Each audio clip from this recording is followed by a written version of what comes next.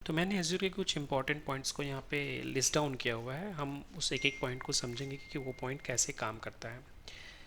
Services के बारे में पढ़े तो it's offer an vast array of the services categorize into a compute storage networking data analyticals AI machine learning security hybrid cloud and more you can pick and choose the service you need and build your idea and cloud solution. तो services में इन्होंने services को actually एक कुछ categories में डाल रखा है। अब जैसे कि कंप्यूट बोलते हैं तो कंप्यूट बोलने से कंप्यूटर रिलेटेड जितनी भी सर्विसेज होती हैं वो आती हैं। कंप्यूटर रिलेटेड सर्विसेज में वर्चुअल मशीन आता है, ऐप अज्योर ऐप आता है। स्टोरेज में जो भी आप डेटा स्टोर करना चाहते हैं उसके लिए अगर आप कोई सर्विस लेना चाहते हैं तो वो स्टोरेज सर्विस में आ जाएगा। नेटवर्किंग मीन्स अगर आप हार्डवेयर नेटवर्किंग से रिलेटेड कुछ नेटवर्किंग रिलेटेड उनसे सर्विसेज लेते हैं जैसे कि वर्चुअल नेटवर्क, तो वो नेटवर्क में आ जाएगा। डेटा रिलेटेड कोई सर्विसेज लेते हैं तो वो डेटा में आ जाएगा। तो इस तरीके से उन्होंने कैटेगरी डिफाइन कर दी है और उस कैटेगरी के अंदर से आप कोई भी सर्विस को पिक कर सकते हैं। इनके पास मोर देन 200 से ज़्यादा सर्विसेज हैं। मतलब अगर हम काउंट में देखें सर्विसेज तो बहुत सारा सर्विस है एक्चुअल में, और उन्होंने उन सर्विस को कैटेगरी में डिफाइन किया है। तो जैसे कि एआई रिलेटेड अगर सर्विसेज की बात करें तो अगर आप कोई एपीआई यूज़ करना चाहते हैं जो कोई एआई फंक्शनैलिटी परफॉर्म करता है तो आप उससे ले सकते हैं। सिक्योरिटी और भी बहुत। तो आइए नेक्स्ट पॉइंट को देखते हैं, फ्लेक्सिबिलिटी को। तो फ्लेक्सिबिलिटी में ये कह रहा है कि Azure support the various programming language and framework and operating system. तो अब यहाँ मार्केट में देखेंगे तो डिफरेंट डिफरेंट प्रोग्रामिंग लैंग्वेज और टेक्नोलॉजी को यूज़ करने वाले डेवलपर्स हैं। तो अपनी फ्लेक्सिबिलिटी मीन्स उनकी जो नीड है, अब जैसे कि आप डॉट नेट पर काम कर रहे हैं और आपकी नीड डॉट नेट से रिलेटेड है तो आप डॉट नेट से रिलेटेड फ्रेमवर्क जो भी आपको चाहिए और डॉट नेट से रिलेटेड जो भी ऑपरेटिंग सिस्टम में आप अपने एप्लीकेशन बिल्ड करके होस्ट करना चाहते हैं उसके हिसाब से ये आपको सर्विसेज प्रोवाइड कर देगा। तो ये बोल रहा है कि हम किसी पर्टिकुलर फ्रेमवर्क और पर्टिकुलर ऑपरेटिंग सिस्टम के बेस पे डिपेंडेंट नहीं है। चाहे वो कैसी भी टेक्नोलॉजी हो, चाहे वो कैसी भी प्रोग्राम लैंग्वेज हो, we can build the application और we can deploy the application. उसके बाद जो हमारा नेक्स्ट पॉइंट है वो है scalability. Azure can easily scale up or down based on your need, allowing you to pay only for what you use। इस point को थोड़ा अच्छे से हम समझने की कोशिश करते हैं। ये बहुत ही ज़्यादा प्रैक्टिकली यूज़ होने वाला पॉइंट है। तो जब भी हम scale up and scale down की बात करते हैं तो मैं अभी के लिए एक ई कॉमर्स वेबसाइट का का एग्जांपल लेता हूँ। जैसे कि अभी हमने बात की थी अमेज़ॉन की। सो जब भी आप अमेज़ॉन में सेल लाइव होता है किसी किसी ओकेज़न पे, जैसे कि रिपब्लिक डे का सेल आ गया या दिवाली का सेल आ गया, तो जब भी ऐसे इवेंट वो होस्ट करते हैं तो उन्हें डेफिनेटली पता है कि एक काफ़ी क्राउड उनके एप्लीकेशन को यूज़ करने वाली है।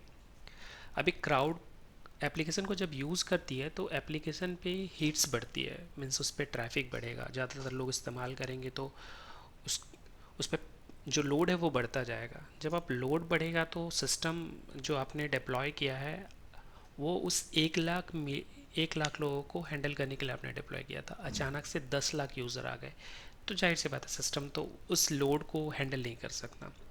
अब आप चाहते हैं कि क्विकली आप 10 लाख यूज़र्स के लेवल पे अपने हार्डवेयर को स्केल करें। अब वो तुरंत पॉसिबल नहीं हो सकता क्योंकि आपको हार्डवेयर परचेज़ करना, हार्डवेयर को डिलीवर करना, ये सब करने में टाइम लगता है।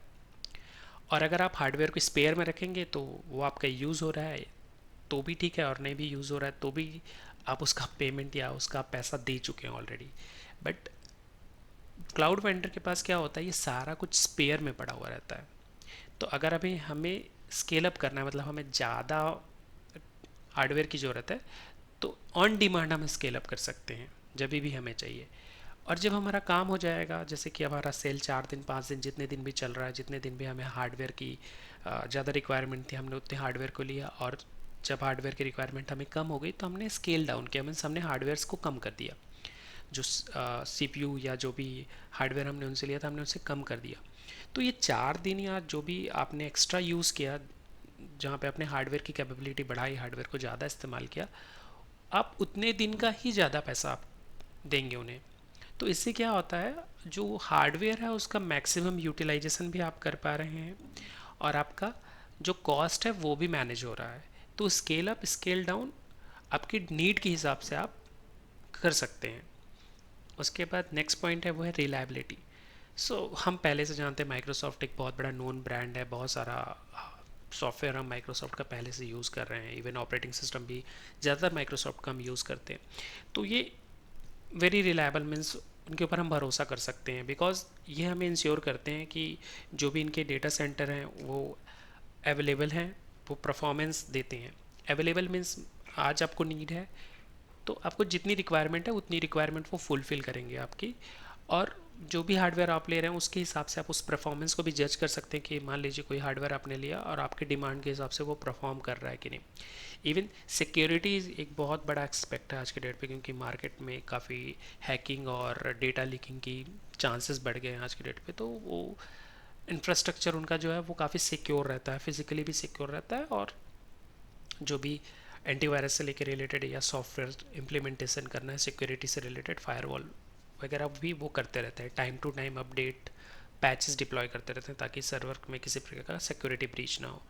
और नेक्स्ट पॉइंट सिक्योरिटी से रिलेटेड है, तो सिक्योरिटी से रिलेटेड सारी चीज़ें, तो मेजरली जब हम सिक्योरिटी पे बात करते हैं तो डेटा और एप्लीकेशन दो ही पॉइंट पे आता है। मीन्स जो भी एप्लीकेशन आपने होस्ट किया उनके सर्वर पे, और जो एप्लीकेशन को चलाने के लिए आप डेटा इस्तेमाल कर रहे हैं वो डेटा, वो दोनों सिक्योर होना चाहिए।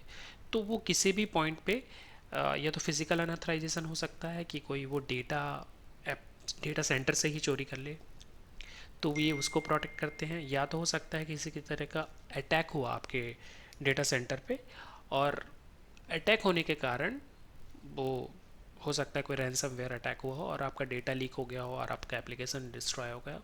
तो ये सारी चीज़ें वो अपने लेवल पे प्रोटेक्ट करते हैं। So they are giving a secure solution और हाइब्रिड कैपेबिलिटी।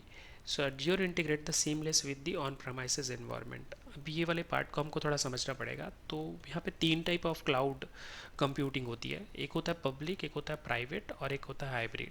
तो पब्लिक होता है it is use for everyone, means कोई भी उसका इस्तेमाल कर सकता है। और जो प्राइवेट होता है it is a specific to a group of people और अ कंपनी और ऑर्गेनाइजेशन। ठीक है। अब ये दोनों का जो नेटवर्क है, मीन्स जो इंफ्रास्ट्रक्चर नेटवर्क है वो डिफरेंट डिफरेंट है, बट आप चाहते हैं कि इन दोनों में आप एक कम्युनिकेशन करें। मीन्स आप चाहते हैं कि आपके पास जो ऑन प्रेमिसेस इंफ्रास्ट्रक्चर है, मतलब आपका जो खुद का इंफ्रास्ट्रक्चर है, आप अपने पब्लिक क्लाउड इंफ्रास्ट्रक्चर से कनेक्ट करना चाहते हैं।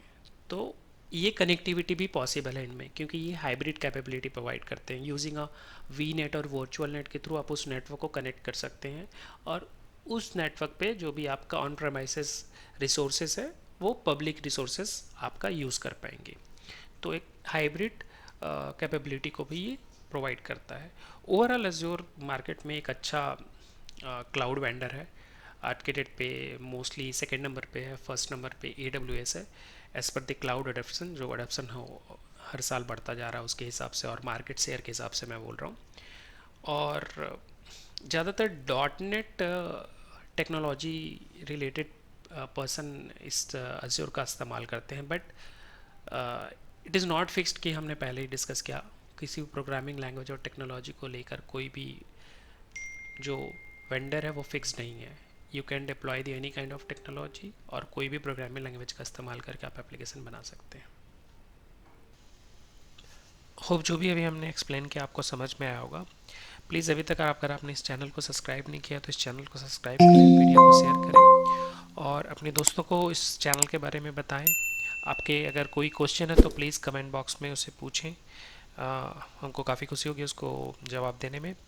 हम इस पर्टिकुलर आने वाली सीरीज़ में हम ये सारी सर्विसेज को एज्योर की कवर करने वाले हैं, और इसमें हम डॉट नेट का यूज़ कैसे करके इन सर्विसेज का इस्तेमाल करेंगे इसके प्रैक्टिकल्स के ऊपर मोस्टली फोकस कर रहे हैं। ये पूरी की पूरी जो चैनल है, ये channel more over focus on developer, मतलब डेवलपर के ऊपर हमारा ज़्यादा फोकस रहेगा कि वो किसी भी एज्योर सर्विस का इस्तेमाल करके उसको अपने प्रोग्रामिंग के थ्रू कैसे इस्तेमाल कर सकते हैं। तो please stay tune with us and इस चैनल के साथ जुड़े रहिए, and thank you watching for this video. See you in the next video.